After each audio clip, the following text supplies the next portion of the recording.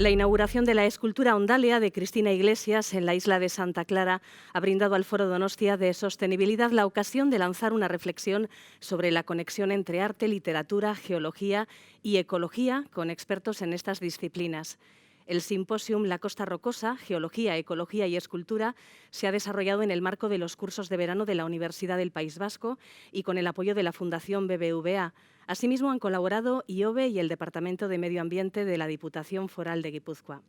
Entre las personas reunidas en el marco de este encuentro está el biólogo marino y oceanógrafo Carlos Duarte, profesor e investigador de la Universidad Rey Abdullah de Arabia Saudí y autor de estudios pioneros sobre la relación entre cambio climático y océanos,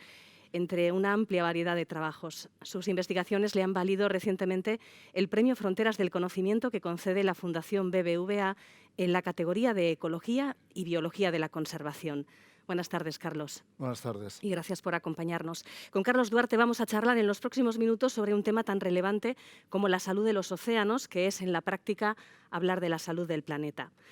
Los océanos cubren casi 3/4 partes de la Tierra, de hecho, contribuyen de forma importante a la regulación del clima, pero seguro que hay muchas más cuestiones que los sitúan como un tema vital a la hora de hablar de la salud global de la Tierra y de sus habitantes. Hace 3 décadas se inició un camino importante a la hora de proteger los océanos, un camino de conservación en el que seguimos encontrándonos.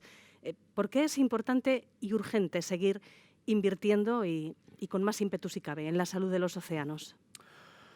Bueno, yo creo que crecientemente somos conscientes del papel fundamental de los océanos como parte integral de nuestra propia salud y nuestro propio bienestar.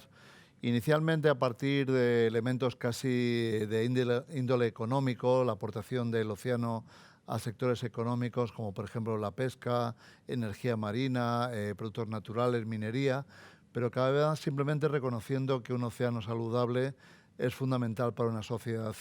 saludable y ya va más allá la preocupación de esos elementos de contribuciones casi utilitarias a la economía. Pero también somos conscientes de que hemos perdido prácticamente un 50% del capital natural de los océanos, o el capital natural azul. Sería un 50% de los hábitats marinos, como superficies de praderas submarinas, manglares, marismas, un 50% de la abundancia de grandes animales marinos, en algunos casos incluso más. Por ejemplo, las ballenas, se calcula que la abundancia actual de grandes ballenas es alrededor de un 10% del nivel histórico, y en cuanto a stocks de peces explotados, pues entre un 20-30%, y quizá vamos haciendo un pequeño progreso. Entonces, ahora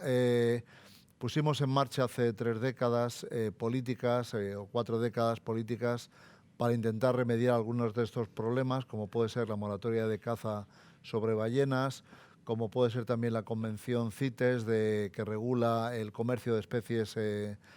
protegidas, o también en el ámbito europeo, pues políticas de conservación y de mejora de calidad de aguas en el océano, que están dando ahora sus frutos.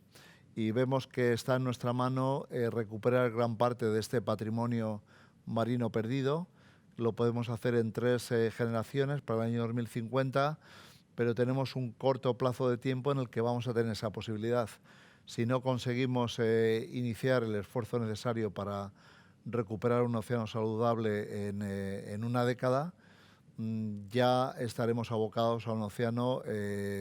depauperado en vida e irreversiblemente dañado. Todos estos esfuerzos se desarrollan en un contexto de cambio climático con previsiones, además, no demasiado halagüeñas para las próximas décadas. ¿El cambio climático qué efectos, qué amenazas supone realmente para los océanos? Bueno, el cambio climático provocado por las emisiones excesivas de gases de efecto invernadero, pues en principio provoca un aumento de las temperaturas, que es lo que hacen esos gases de efecto invernadero, y el océano absorbe gran parte del exceso de calor que el planeta acumula, y actualmente el océano se calcula que ha absorbido un 93%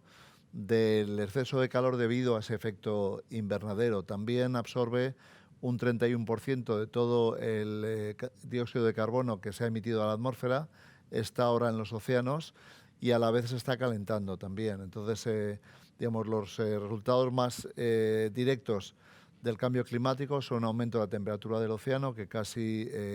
se cuantifica en 1 grado centígrado por encima de los niveles preindustriales, o sea, de hace 200 años, y también eso ha llevado a una aceleración del aumento del nivel del mar,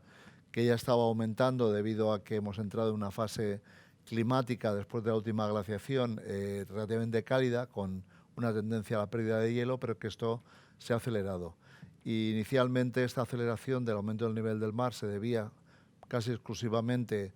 a la temperatura del océano, porque al aumentar la temperatura del océano disminuye la densidad, lo que significa que una misma masa de agua ocupa un volumen mayor. Entonces el océano cálido se expande y esa expansión era lo que daba lugar al aumento del nivel del mar, y sobre eso se ha añadido recientemente y cada vez con más peso una contribución del aporte de aguas de deshielo, sobre todo de Groenlandia y secundariamente de otros glaciales, con lo que actualmente estamos pensando que para el año 2050 podemos ver 20 o 30 centímetros de aumento del nivel del mar con respecto a niveles de referencia, y a final de siglo quizá 1 metro. Entonces eso es muy preocupante porque los impactos sobre infraestructura en la costa, incluso los riesgos para las vidas humanas son altos. Y finalmente, al absorber una cantidad importante de dióxido de carbono, ese dióxido de carbono ya disuelto en el agua de mar altera la química del agua marina, hace que disminuya el pH, y eso afecta a, por ejemplo, la capacidad de organismos marinos que tienen conchas o esqueletos de carbonato a poder seguir fabricando este carbonato, y debilita, por ejemplo, arrecifes de corales y otros ecosistemas. Bueno, la contaminación derivada de la actividad humana sin duda ahoga la vida en los océanos, y ya desde hace décadas se empezó a poner coto a lo que podríamos considerar contaminación química, con depuradoras de aguas residuales, con mayor control sobre las empresas, se empezó a controlar más los vertidos químicos. Pero ahora mismo tenemos un problema muy serio con los plásticos de todos los tamaños que llegan al océano a través de los ríos o que se arrojan incluso en la propia costa. ¿Qué consecuencias tiene la presencia de plásticos, desde microplásticos cuyas características apenas alcanzamos a calibrar ahora mismo, hasta los grandes plásticos que forman esas balsas gigantes en los giros oceánicos? Sí. Bueno, pues apuntando un poquito a la contaminación química, y hemos hecho grandes progresos en distintos tipos de formas de contaminación química. Y, por ejemplo, algo que el público no sabe, pero que es un resultado de la expedición Malaspina que dirigimos hace una década, o dirigí hace una década, es que el problema que teníamos de contaminación del océano por plomo, derivado de emisiones asociadas al uso de plomo en gasolinas, ya se ha resuelto, porque en los años 80 hubo una transición a combustibles libres de plomo, que ya no se usa como catalizador, y como resultado de esas políticas de ámbito global, en 30 años pues hemos devuelto el océano a niveles base de plomo. Entonces, una buena noticia para celebrar, y lo mismo podemos celebrarlo con otros contaminantes orgánicos, otros metales y otros contaminantes orgánicos que realmente generan impactos sobre la vida marina muy superiores a los del plástico. Entonces, el plástico, realmente el problema de basura de plástico ha sido un problema que ha captado mucho la atención pública, porque es un problema que, frente a otros compuestos químicos que ni siquiera sabemos exactamente qué son, o la población, la ciudadanía no sabe exactamente qué son, los plásticos son algo que son cotidianos, todos los vemos, los entendemos, los vemos incluso cuando están mal gestionados, tirados por las calles, los vemos en la playa, y por lo tanto es algo con lo que nos relacionamos de una forma muy cercana. El problema de la basura de plástico es que ha crecido exponencialmente debido al aumento del uso de plásticos a nivel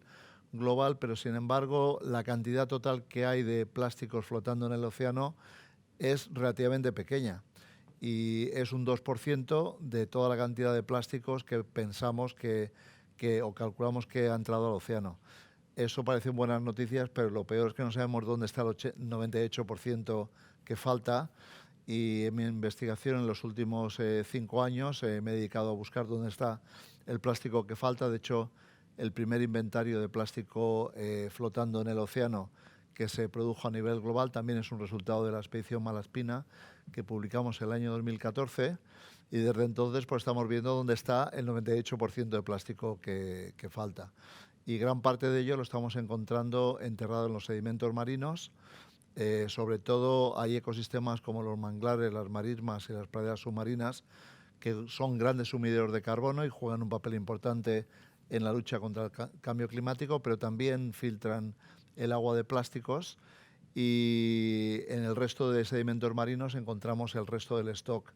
de plásticos, o sea que sabemos que están allá, y una parte pequeña también está dentro de la cadena trófica marina a la que estamos conectados nosotros. Tenemos inventarios de grandes masas de plásticos, de microplásticos, y ahora estamos centrándonos en un problema que hasta ahora no había recibido mucha atención, que es el de los nanoplásticos. Y este año se han publicado resultados que la mayor parte de estos nanoplásticos que respiramos, porque están en nuestras calles, y por lo tanto, digamos, llevar mascarillas ahora por el tema del COVID también nos protege de otros contaminantes en las calles, se generan a partir de la erosión de los neumáticos de los vehículos cuando están rodando por el asfalto. Y eso lo acabamos de ver ahora, que es una fuente muy importante de nanoplásticos que eventualmente tendrá que regularse. Sobre las grandes masas de macroplásticos, que muchos son plásticos descartados de actividad pesquera, como redes perdidas, sedales y otros materiales que se usan para la pesca, la verdad es que la comunicación sobre este problema ha sido bastante deficiente, y mucha gente piensa que existe una gran isla de plástico en el Pacífico, que en realidad no existe. O sea, eso que llaman la gran isla de plástico del Pacífico, la carga de plástico son menos de 2 gramos por metro cuadrado. Entonces, en 2 gramos de metro cuadrado, que son prácticamente 4 o 6 partículas de plástico, uno no se puede poner de pie, y no es una isla, pero se le llamó la isla de plástico, y los medios ilustraron ese concepto con imágenes tomadas de estuarios en sudeste asiático o en África, de grandes masas de plástico, y yo me he encontrado mucha gente que me dice que es que ellos lo han visto. Tú has visto una foto que algunos periódicos han usado para ilustrar esa imagen, pero no existe la gran masa de plásticos del Pacífico. Entonces, yo creo que el exagerar de alguna forma los problemas, todos los problemas a los que nos enfrentamos, muchas veces se hace intentando motivar a la población a tomar posiciones responsables, pero en el fondo en muchos casos se presentan los problemas como tan absolutamente difíciles de solucionar, que lo que se consigue es exactamente lo contrario. Se consigue una actitud de apatía y lo que estamos llamando ahora ecoansiedad, que es un problema creciente en los jóvenes, donde se sienten incapaces de resolver problemas de nuestras crisis ambientales, en clima, en contaminación, en biodiversidad, e incluso sienten miedo de pensar en el futuro, y en vez de eso llevar a una actitud activa de resolver problemas, a lo que conduce es una apatía, porque piensan que ellos nada de lo que pueden hacer puede generar cambios en ese futuro que muchas veces se presenta como un futuro al que estamos absolutamente abocados. De hecho, esta semana hemos publicado un artículo sobre este problema de la ecoansiedad y la importancia de que todas las personas, sobre todo las generaciones más jóvenes, tomen conciencia de su capacidad como fuerzas positivas para generar futuros sostenibles. Para generar cambios. El problema del plástico, precisamente, ¿cómo se podría atajar o cómo se podría intentar mitigar de alguna forma? Sí, bueno, el problema del plástico hemos recibido una lección dura por parte del COVID, porque en el año 2020 había una serie de normativas que se iban a poner en marcha, de prohibiciones de plásticos de un solo uso en muchos países, y esto nos pilló en medio de una pandemia, cuando íbamos a implementar estas políticas, y desde entonces nos hemos refugiado en el plástico, nos hemos refugiado en mascarillas, que son de materiales sintéticos, en plásticos, en viales para guardar cosas, en toda la lucha frente al COVID, en hospitales, todos los materiales de protección personal eran de plásticos y además de plásticos que no se pueden reciclar, porque estos plásticos, que son residuos potencialmente contaminados de COVID, son residuos peligrosos y hay que quemarlos a una temperatura de más de 1000 grados, según la normativa vigente, para desactivar los virus. Nos hemos encontrado con una sorpresa y en el año 2020 se esperaba que la producción global de plásticos hubiera disminuido un 18% y lo que ha ocurrido es lo contrario, ha aumentado un 18%. Entonces ahora estamos pensando desarrollando nuevos sistemas que lleven propuestas de reciclado o incluso de uso de plásticos como fuente de energía a los lugares donde se usan. Porque también con el COVID nos hemos dado cuenta de un problema que estaba oculto, y es que hay un comercio, un trasiego internacional de plásticos, y la primera noticia fue de Australia, porque yo he vivido en Australia 5 años y tengo allí mi cubo de separación de plásticos que van a reciclar, y con el COVID se ha descubierto que un 70% de estos plásticos eran enviados a Indonesia para ser reciclados allí, y los indonesios, digamos, preocupados porque estos plásticos ahora contenían desechos de COVID, mandaron los containers que llegaban por barco desde Australia de vuelta a Australia, y luego hemos visto que hay un desplazamiento de residuos de plástico de países desarrollados a países en desarrollos, y además luego a los que culpamos de contaminar el océano, porque vemos que en Indonesia, África, etcétera, la contaminación de plásticos en las zonas costeras es muy elevada, pero no sabíamos que esos plásticos son nuestros plásticos, que los mandamos allí. Entonces hay un problema de colonialismo ambiental importante, que descubrimos también casualmente navegando en el océano. Encontramos una pluma, digamos una nube de un contaminante tóxico, que es un contaminante que se usa como retardante de llama, que está en todos los componentes electrónicos de ordenadores, y es posible seguir con modelos de dónde viene esta masa de aire. Venía del centro de África. Entonces resulta que todos nuestros residuos de ordenadores los enviábamos allí para reciclar, y allí se quemaban, y entonces toda nuestra basura, todos nuestros contaminantes acaban en países en desarrollo, a los que luego culpamos por ser responsables de contaminación. Tenemos que buscar otros conceptos para el plástico que simplemente prohibirlo, porque hemos visto que son útiles. Por ejemplo, si tuviéramos plásticos generados de materiales orgánicos, residuos agrícolas, etcétera, no hubiéramos sido capaces de responder con el aumento brutal de producción que la protección del COVID ha requerido. Y ahora yo estoy trabajando con 2 empresas, una en Estados Unidos y otra en Australia, para producir plásticos a partir de polímeros de algas. Y es un proyecto muy ambicioso, pero muy prometedor, y con una de estas empresas que se llama Lolly Wrap, en el Lollyware en Estados Unidos, ya hay pajitas para beber bebidas que están hechas de polímeros de algas, y que cuando acabas de beberla te la puedes comer con el sabor que más te guste. Bueno, en 2020 hablamos ahora de conservación de especies marinas. En 2020 publicó un estudio internacional junto a Susana Agustí, en el que señalaba acciones exitosas para revitalizar ecosistemas marinos, y además con una idea clara, que la vida en los océanos puede regenerarse en 30 años. ¿Cuáles son las intervenciones de conservación exitosas? Bueno, si yo hubiera tenido que hacer ese artículo con mis coautores en el año 2000, nuestro artículo hubiera sido muy pesimista, porque en el año 2000 no había muchas razones para la esperanza. Pero yo, que trabajo muy cercano y sigo la evolución de ecosistemas marinos y los problemas y también las soluciones, a partir del año 2010 he empezado a ver una ola de noticias positivas, que hasta entonces eran todas negativas, de recuperación, de pequeños éxitos o grandes éxitos, y entonces nos planteamos qué es lo que estaba ocurriendo y cómo podíamos aprovechar esa ola de cambio para reforzarla y conseguir tener un océano saludable para el año 2050. Entonces hemos hablado antes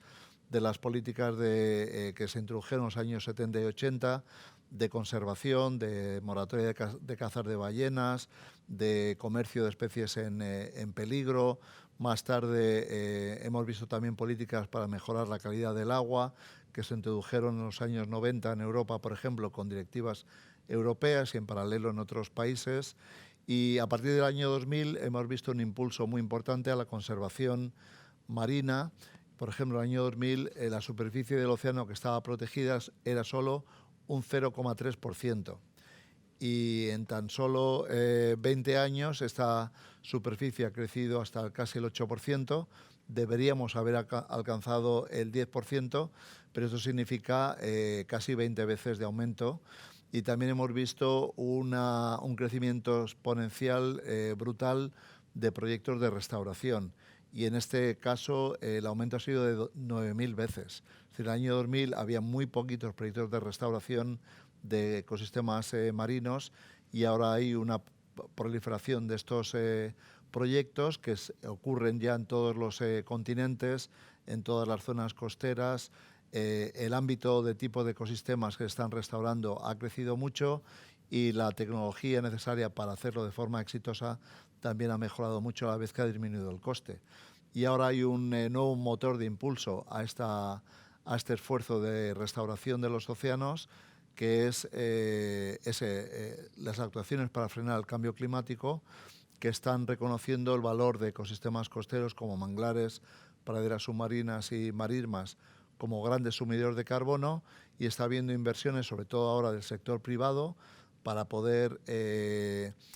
acomodar sus políticas de llegar a una neutralidad de carbono, invirtiendo en restauración de estos ecosistemas. Uh-huh. Claro, va más allá que pensar en recuperación de especies marinas amenazadas. Estamos viendo el valor que tienen ecosistemas como las praderas de Posidonia oceánica, sí, por ejemplo, a la hora de retirar carbono de la atmósfera. Sí, bueno, también es por un lado retirar carbono de la atmósfera, pero por otro lado es la primera línea de defensa de nuestras costas. Antes hemos mencionado que el nivel del mar está aumentando a un ritmo cada vez más rápido y entonces nos hace falta defender las costas, y las praderas submarinas, marismas y manglares son muy eficientes en reducir la energía del oleaje, también en acumular sedimentos y poder elevar el nivel del fondo marino de forma a paliar el efecto del cambio climático. Y, por ejemplo, en un panel reciente de discusión, la aseguradora AXA, que tiene un observatorio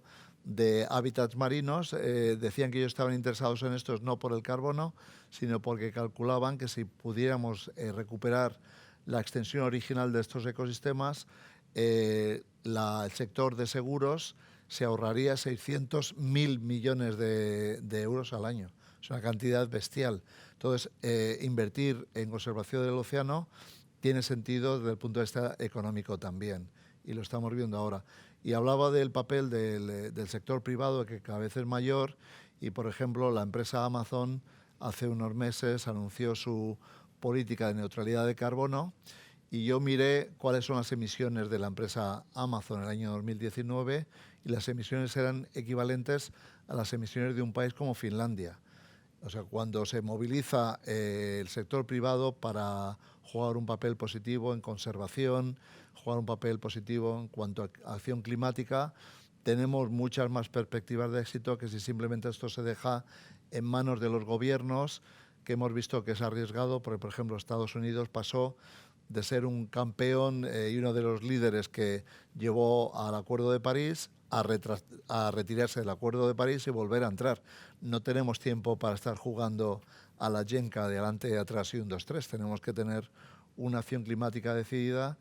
y el problema del cambio climático es demasiado importante para dejarlo solo en las manos de los gobiernos. Sí, sí. Así que en un momento dado involucrar a grandes corporaciones puede ser un factor de éxito. Sí, y a los ciudadanos también. Y de hecho, las grandes corporaciones lo hacen por responsabilidad social, pero porque también saben que la mayor oportunidad de negocio que existe en la cuarta revolución industrial es precisamente el sector de la sostenibilidad. Una revista que se llama el European Economic Review publicó que en el año 2030 se calcula que el mercado de la sostenibilidad va a ser de un tamaño en torno a 30 billones nuestros de euros. Es decir, es la mayor oportunidad de negocio desde la revolución industrial. y todas las empresas quieren posicionarse como proveedores de bienes de consumo y de servicios en este mercado de la sostenibilidad. Bueno, y para terminar, Carlos, ¿cómo conseguimos recursos pesqueros sostenibles, teniendo en cuenta que la población mundial va en aumento y que hay que Sí. dar de comer cada vez a más gente? Sí. Bueno, eso es un problema casi de cuadratura del círculo, pero no tenemos otra solución que resolverlo, porque los límites, los umbrales de producción de alimento en tierra ya están prácticamente al techo, al límite, y sin embargo tenemos todavía una capacidad enorme de producción sostenible de alimento en el océano. La acuicultura marina es un ámbito importantísimo y que va a jugar un papel importantísimo en el futuro de la humanidad, no solamente en resolver el problema del alimento, porque después de 10.000 años de poder, de estar cultivando y generando alimento de forma controlada en tierra, por fin hemos aprendido a hacerlo en el océano. Se están cometiendo algunos errores, pero hay que tener en cuenta que es una industria que tiene 30 años de edad. De hecho, esa industria, como actividad industrial, aparece en España y en Noruega. Y habría alguna vez que escribir la historia de la acuicultura moderna e industrial, pero es fácil que este sector sea un sector sostenible, que no solamente no genere impactos en el medio marino, como gran parte de la acuicultura lo hace ahora, sino que genere beneficios. Por ejemplo, estamos trabajando mucho sobre acuicultura de algas y acuicultura de bivalvos y otros animales filtradores y que comen detritus en el sedimento, que pueden ayudar a limpiar el medio marino a la vez que que se genera alimento. Y en cuanto a los stocks salvajes, ha habido esfuerzos importantes de reducir la presión pesquera, que llegó a un máximo en los años 90, y ahora gran parte de los stocks explotados están en un estado mejor de lo que lo estaban en los años 90, pero yo creo que los conceptos de cuál es un estado aceptable de stocks salvajes tienen que ser completamente revisados, porque no se trata de que estén al límite de lo que permita la máxima explotación, sino que hay que considerar